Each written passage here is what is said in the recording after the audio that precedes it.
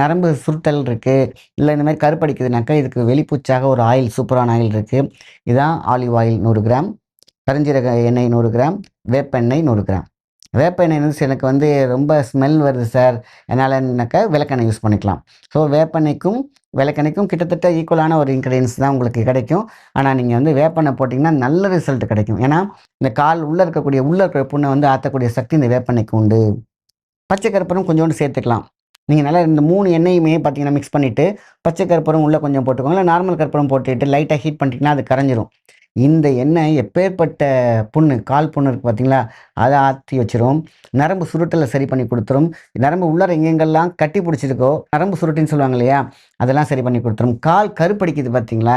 அதை சூப்பரா செஞ்சு குடுத்துரும் இந்த எண்ணெய். இந்த எண்ணெய் கண்டிப்பா பல வழியில யூஸ் பண்ணுங்க. எங்கெங்கெல்லாம் பெயின் இருக்கு.